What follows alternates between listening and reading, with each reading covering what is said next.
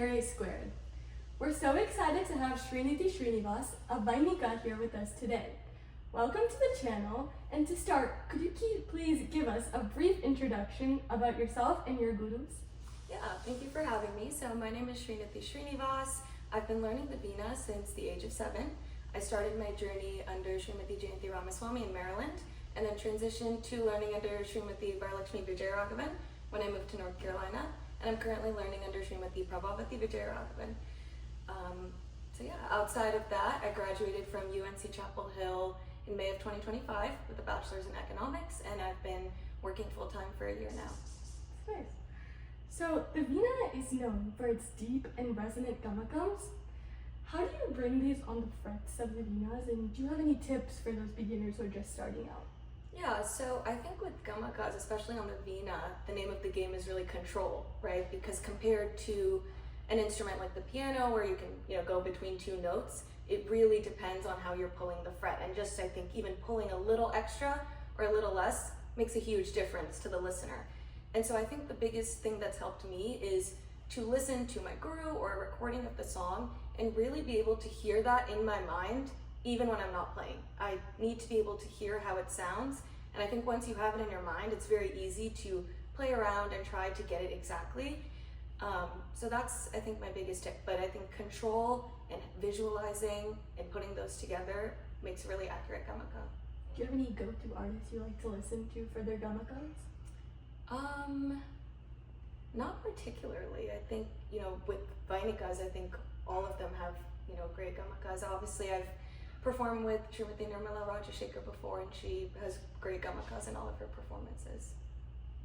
You have performed both individually and as a group. Do you find any particular challenges playing in a group instead of solo, because you have to conform to how other people are playing as well? Yeah, definitely. And I think that it's specifically with the Veena as well, it is a little bit more of a quiet instrument. And so I've noticed when I'm in group settings, it is difficult to hear the other Vainikas around me. Sometimes it's even difficult to hear myself. There's been times I've been seated right next to the mridangist, and I truly can't really hear myself that well. And so I think maintaining that conformity across all of the different Vainikas when you can barely hear can definitely be difficult. But I think in that case, I make sure that I'm not just going on and playing, always trying to keep a listening ear, even if it means kind of turning to my guru, making sure we're on the same page. I think it's a lot of communication and adaptability on the stage, because you can practice with the group and it can be great, but somebody could mess up on the stage. And just because somebody messes up, doesn't mean you get to just keep going. Sometimes everyone does have to adjust. So I would say, because of how quiet the Veena is, it's definitely made me a lot more aware of being adaptable and being very in tune with how everyone else is playing. I know tuning on stage is crazy. Yeah. So have you ever participated in any competitions? And if so, how has this helped in shaping you as a player? Yeah, I have participated in competitions, and I think it has a similar effect for me as a performance, because you're put under this immense amount of pressure and you have a goal to work towards. I think, for someone like me, I really appreciate having a goal to work towards, whether it's a competition or a performance. It really helps me stay motivated and stay on track with practicing. And so I think competitions are a great way to, have that end goal in mind, have something to work towards. And I think it's also a great way to get used to receiving criticism, especially solicited criticism, because other times, your guru might kind of give you some tips or, things like that, but you're really going into this competition and you are asking for the criticism. And so sometimes it is a little bit more intense than something that might come from a guru or a peer, but I think learning how to take that criticism and improve from it is really valuable. Do you ever get nervous before these competitions, and how do you deal with that? Yeah, definitely. And I think, I think everyone does, but I think especially with Carnatic music, since so much of it is committing to muscle memory, that helps a lot. Because I've played the piano before, and with the piano, you're looking at the sheet music. I'm sure with the violin and other instruments you guys play, you're looking at the sheet music. There's, and so there's a lot of different factors. But with Carnatic music, because you already spent so much time committing to muscle memory, I think that takes away a lot of the nerves, because that really kicks in when you start performing.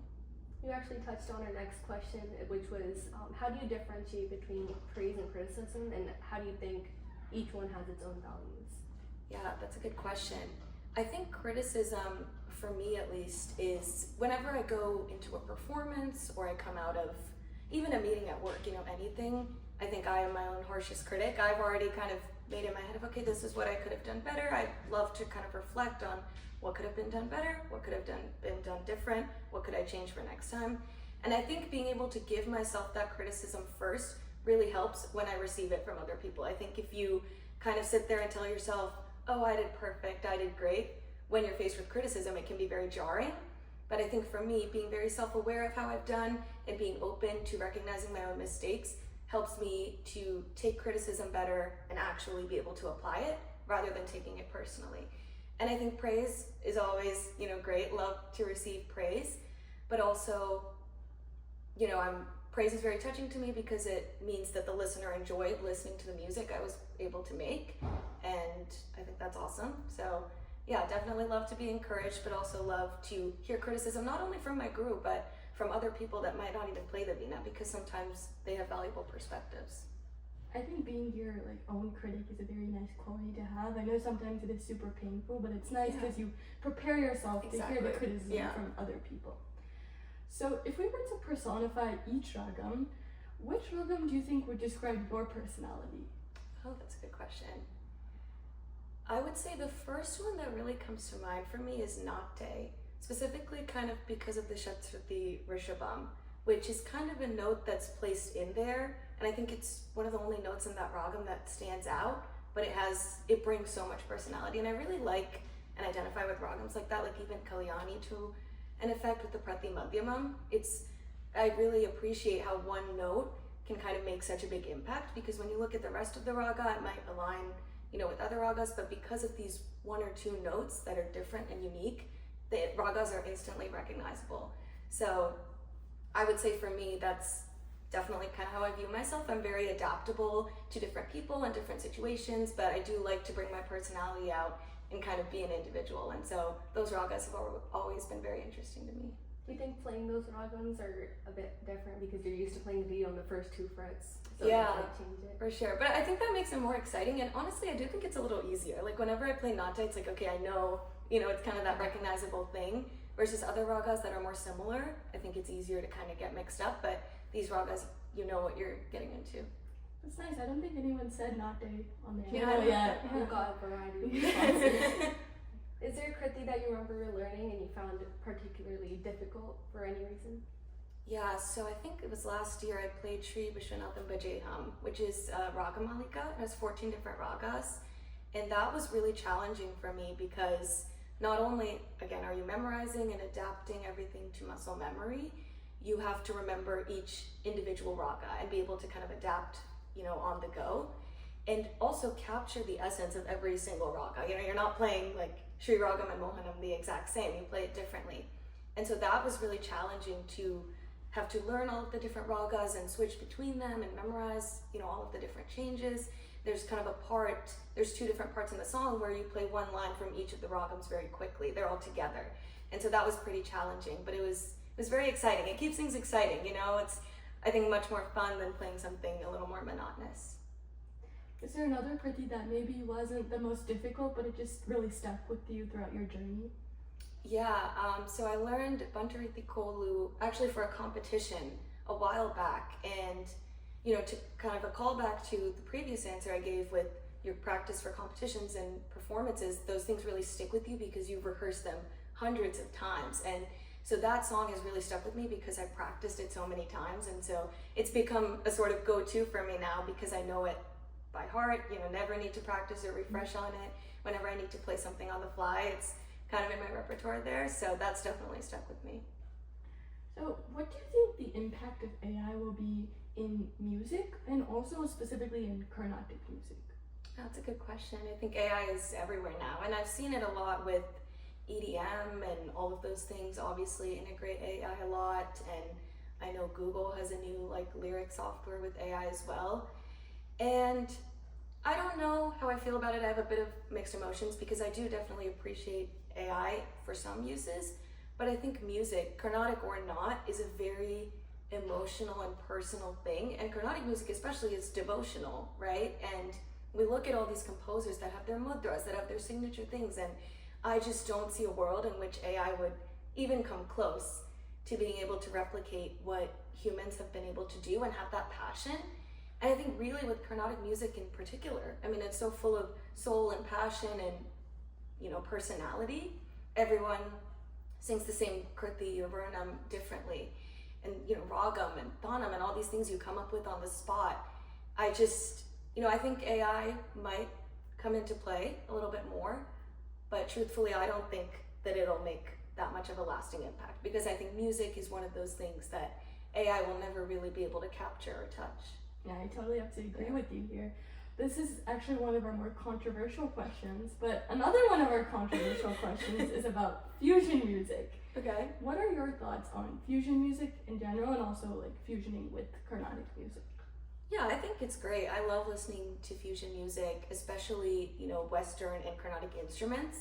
I think it's really great. And I think something that, you know, isn't talked about as much is, for example, the veena. A lot of people in mainstream Western culture, and even a lot of people in Indian culture, don't know what the veena is or aren't familiar with it.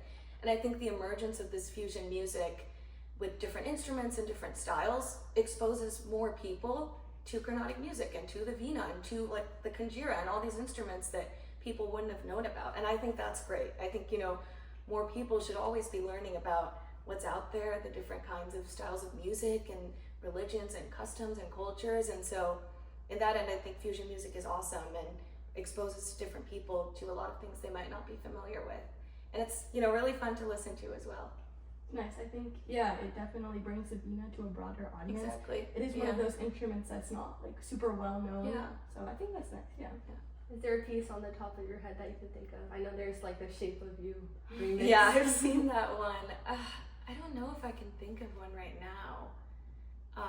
But I've been, you know, like, I've seen a lot of like veena players kind of come on TikTok and try to recreate Western music. And I think that's awesome because, you know, you have people that have no idea what the veena is, would kind of see like them recreating like a Taylor Swift song on the veena, and they're like, wow, that's so cool. What is that instrument? And I love seeing that kind of stuff. It's nice to see the veena, you know, coming into the Yeah, spotlight for a bit sure. more.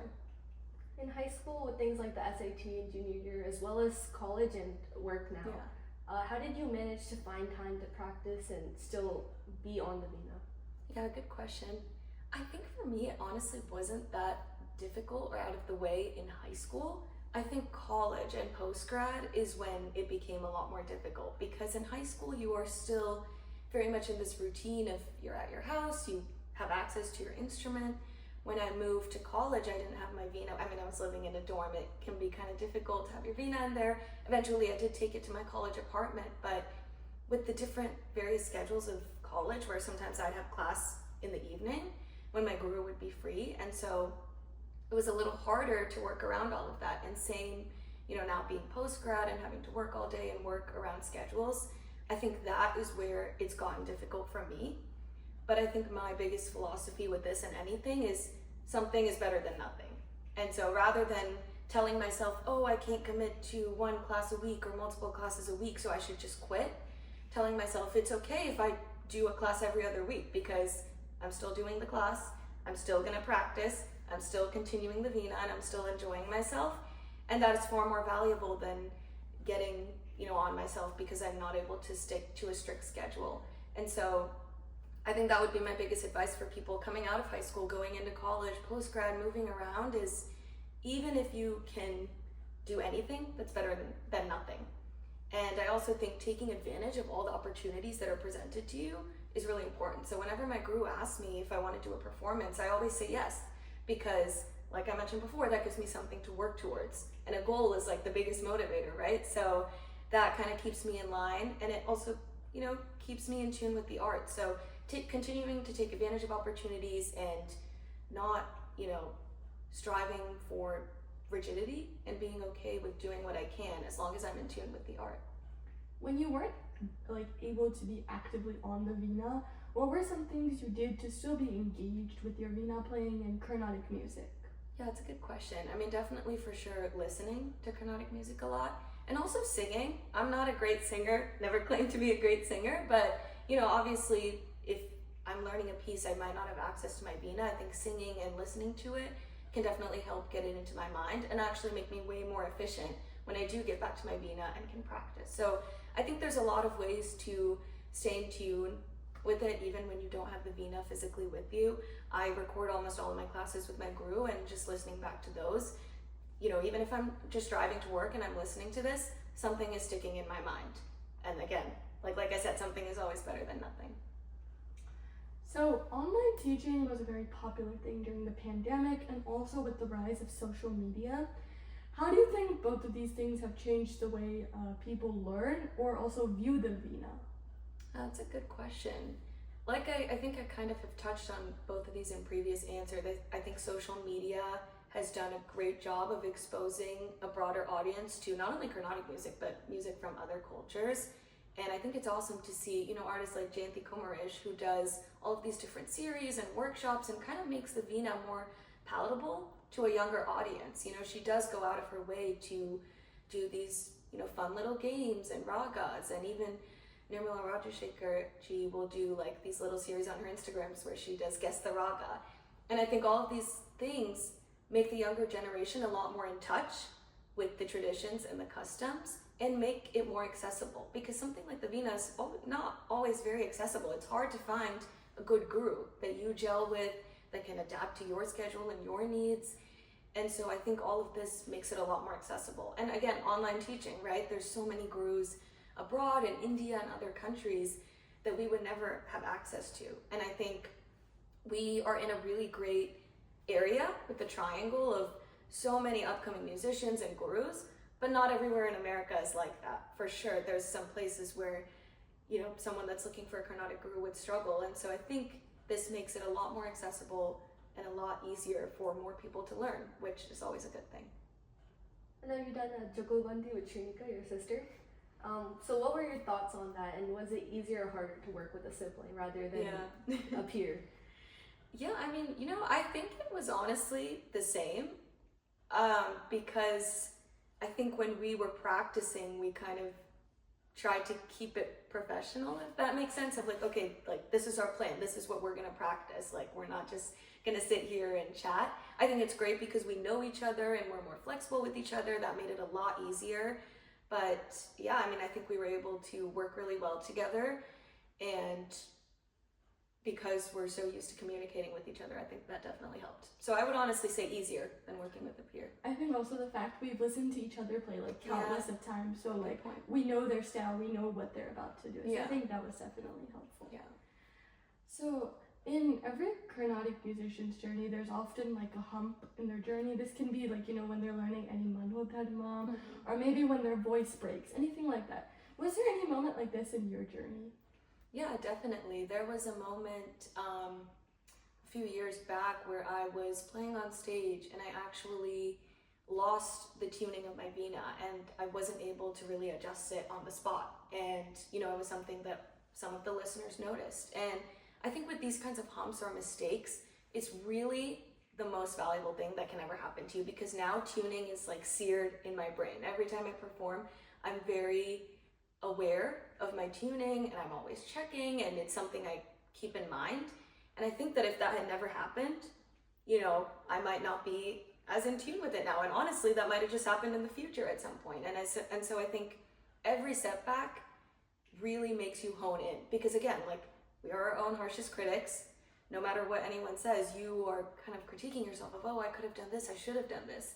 And that really gets seared in your brain. And so I think those kind of humps are the most valuable thing that can happen to you. Really changes the way you see those specific things, and it changes for the better. Yeah, I know in the moment it can be like, why is this happening to us? But you look back on it later and you're like, oh, this could have been so much worse. I'm glad it actually happened. Right, because that could happen at a competition, or an even larger scale performance, or it could have happened when I was more advanced in my journey, which I think arguably would have been worse. And so again, you know, really trying to see the more positive side of these mistakes that happen, because they happen to all of us. So now we'll be moving on to a couple of quick rapid fire questions. The first one is, what is your favorite raga? To either listen to or play. They can also be two different answers. Okay. I would say I definitely lean more towards more minor ragas, like Todi, Aberi, Bhairavi, those kinds of, you know, ragas. That's definitely my favorite to listen to. And I would honestly say play as well. Definitely like more of those minor notes. So we often ask other instrumentalists or other people on this channel what other instrument they would want to play in any genre, and they often say the vina. So as a vina player, what's an instrument maybe across any genre that you would want to play? Yeah, good question. I would honestly say this is very similar to the vina, but I still want to play it. The guitar has always intrigued me, and I think, it's awesome to see how versatile it is as an instrument. And because I have experience with the stringed instrument, I think that, it would hopefully be an easy transition to start learning that. But yeah, that's definitely my answer for that. It's pretty easy to start self-learning. Okay, I'll keep that in mind. Similar to our ragam question, do you have a favorite kriti to play or listen to?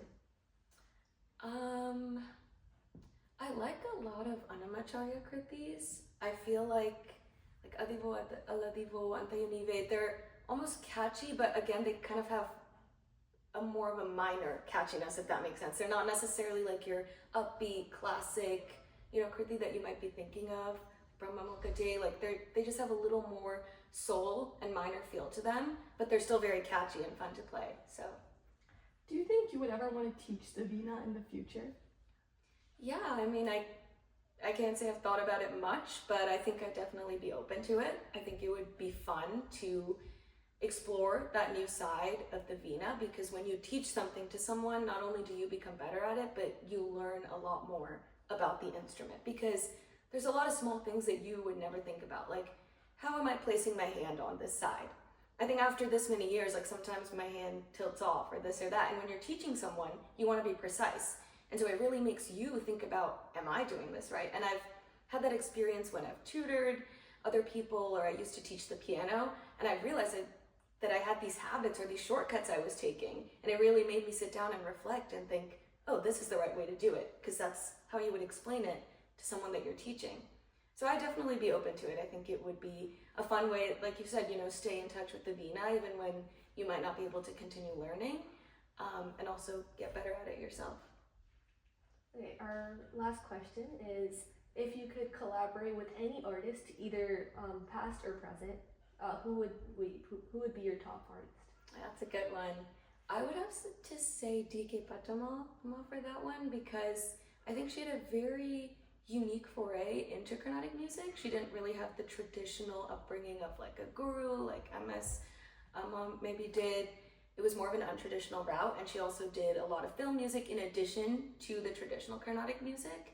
And so I think that's pretty cool. I always appreciate artists that kind of go the untraditional route and try something new. So yeah, that's probably who I'd collaborate with. And I think it would be really fun to see all of her experiences across working in film and more like westernized music and Carnatic music, because you don't see a lot of artists that have really professionally worked in both. And so I think that would be cool. Sorry, I wanted to ask this earlier, but what bani do you play in, and do you notice the difference between other banis as a player? Because I know it's difficult to differentiate as a listener who doesn't play the vina, but do you have that differentiation between those different banis? Kind of, but not as much as I think, someone that doesn't play the vina would think. But I'm curious, because you also play the vina, what's your take on that? When you listen to recordings, I think specific ones have a completely different way of playing. Yeah. But a lot of the time it does sound the same, unless you're like watching them play. Yeah, and sometimes exactly. Yeah, I think it more, in my opinion, depends on the player themselves. Well, that concludes our interview for today. Thank you so much for joining us. We've learned a lot from your answers. And thank you guys for watching, and we'll catch you in the next episode.